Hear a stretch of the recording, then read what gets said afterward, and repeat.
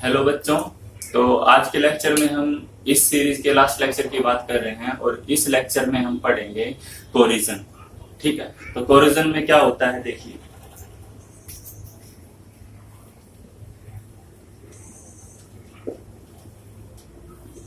Corrosion क्या होता है, किसी मेटल के ऊपर एक सरफेस आ जाती है।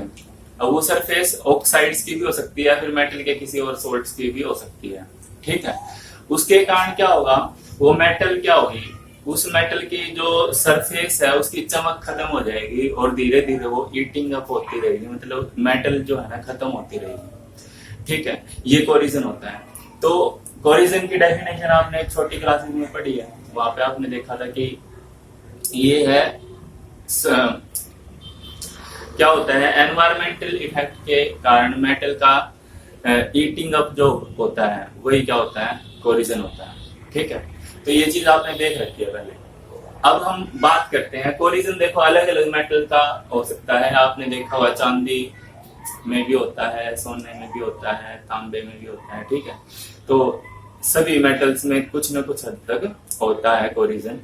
ठीक है, अब क्या है, हम लोग जानने की कोशिश कर रहे हैं आयरन का कोरिजन। ठीक है, कोरिजन ऑफ आयरन,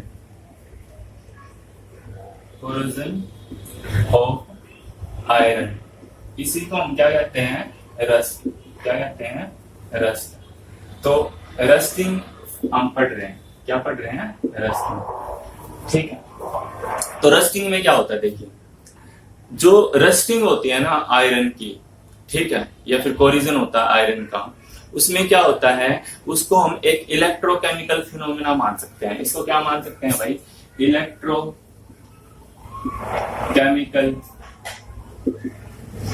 फिनोमेना।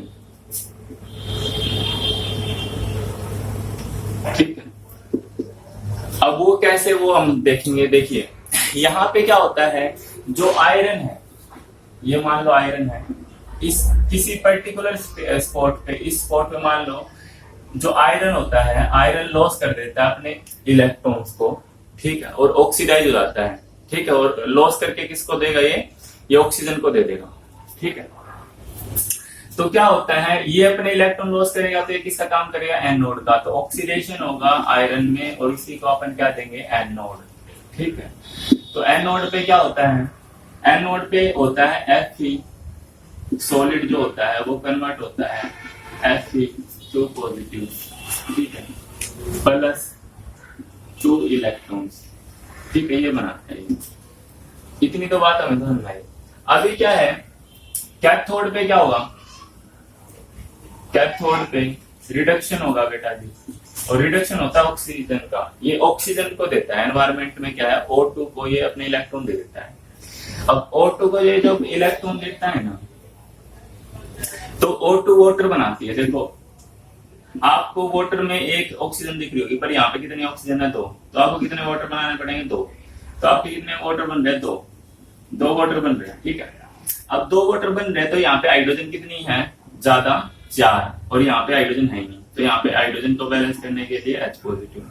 ये H पॉजिटिव कहाँ से आते हैं, कार्बोनिक एसिड से भी आ सकते हैं, फिर एनवायरमेंट में जो भी एसिड प्रेजेंट है वहां से H पॉजिटिव आ जाते हैं।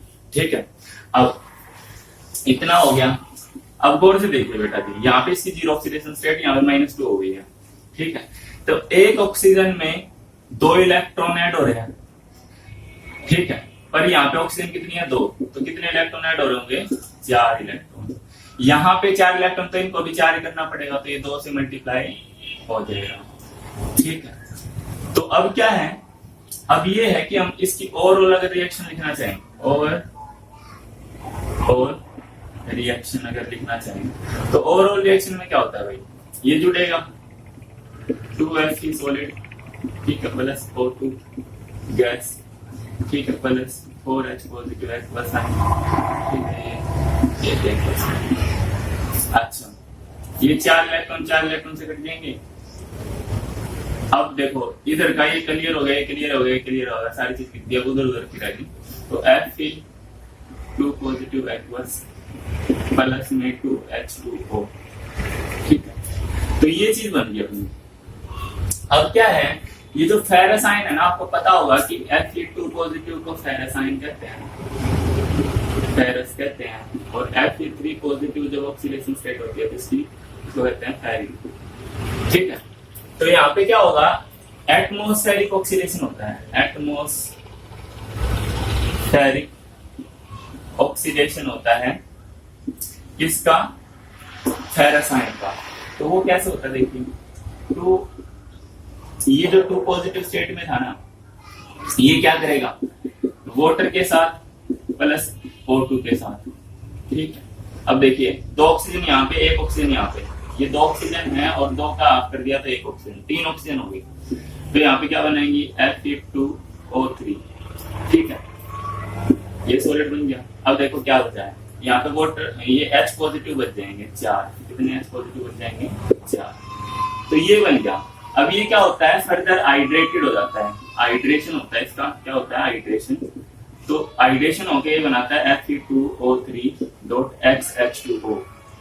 ये ही क्या फॉर्मूला होता है, ये रस्ट का फॉर्मूला होता है। तो ये रस्टिंग ऑफ आयरन होगी। तो आपने क्या देखा भाई, हमने देखा एनवायरमेंट में Fe सॉलिड क्या करता है, अपने इलेक्ट्रॉन देता है ऑक्सीजन को, और जब ये इलेक्ट्रॉन देता है तो इसका होता है ऑक्सीडेशन, तो ये एनोड का काम करेगा, और ऑक्सीजन इलेक्ट्रॉन लेती है, ठीक है, और वाटर बना देती है।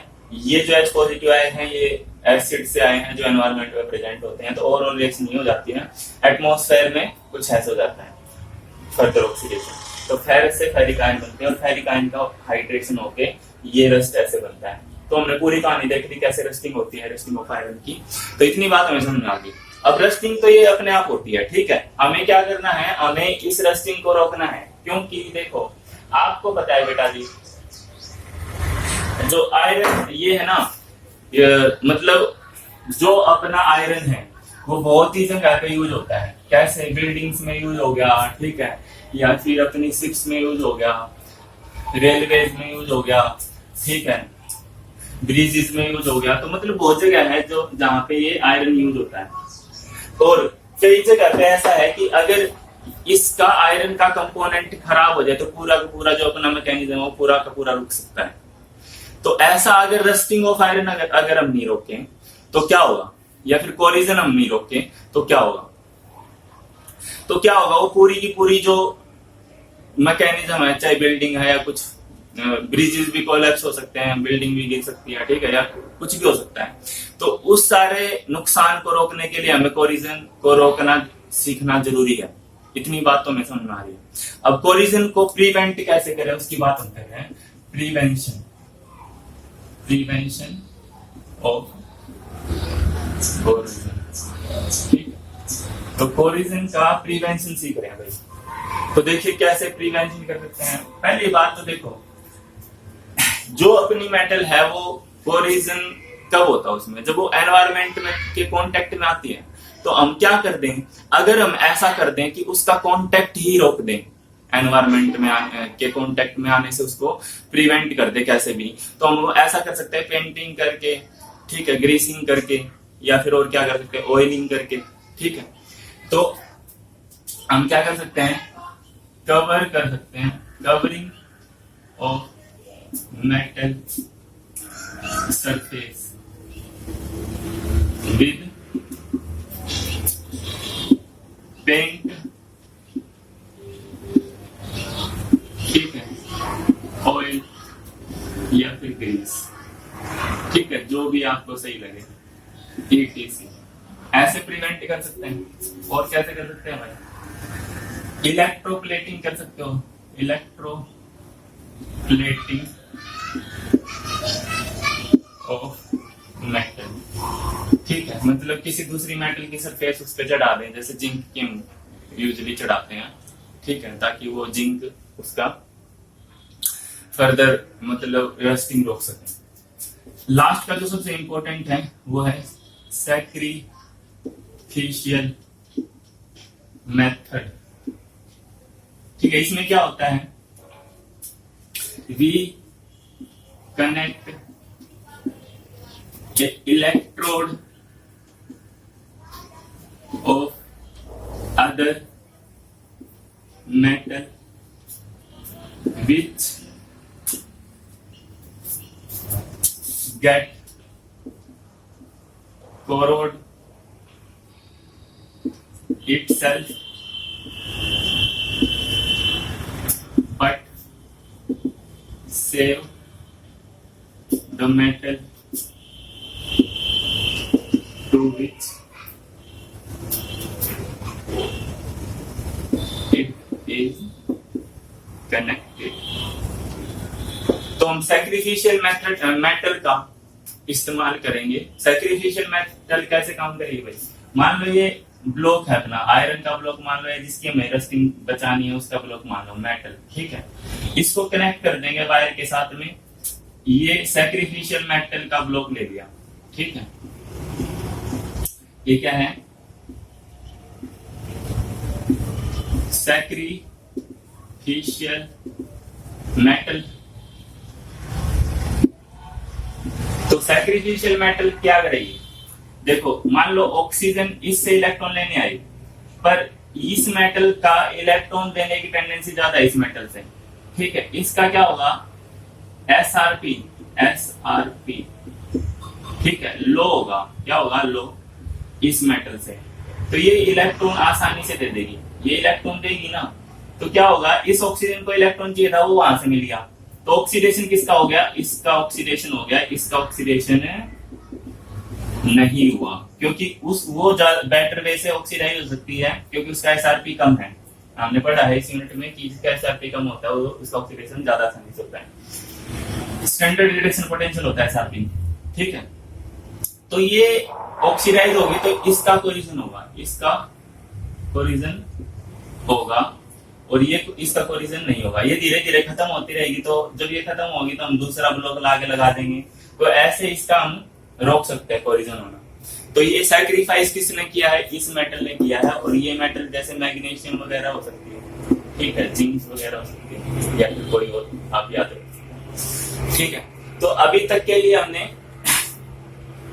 पूरी यूनिट कर ली है, ठीक है।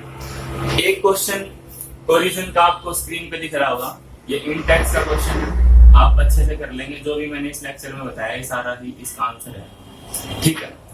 तो मिलते हैं हम लोग नेक्स्ट यूनिट पढ़ेंगे जब मिलेंगे, ठीक है। तो केमिकल काइनेटिक्स अपनी नेक्स्ट यूनिट होने वाली है, तो तब तक के लिए आप सभी का बहुत बहुत धन्यवाद। Thank you all of you.